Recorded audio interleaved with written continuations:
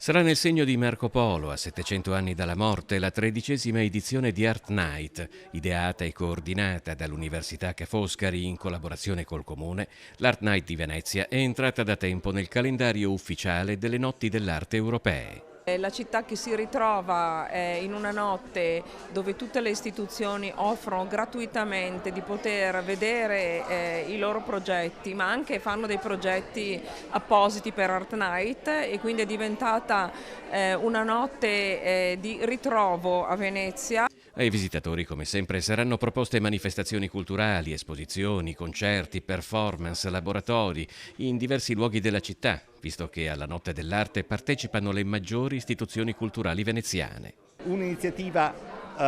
che di anno in anno si arricchisce di nuovi partner, quindi quest'anno i partner che hanno aderito, ovvero che contribuiscono ad Art Night, sono 145, 10 in più rispetto a quelli dell'anno scorso. Per Venezia, Art Night è diventata oramai una tradizione, se non un'istituzione, dove arte e cultura accompagnano lungo calli e fondamenta per tutta la durata della notte. Significa avere dei musei aperti per il Comune di Venezia, significa la partecipazione dell'istituzione Bevilacqua alla Masa, significa i cinema aperti a 3 euro, significa la collaborazione fra istituzioni, significa anche un ulteriore esempio di Venezia Campus. La novità è anche la proposta di una sleepless video art night a Ca' Foscari e anche in altre sedi della città, che darà la possibilità di stare in giro fino alle 7 di mattina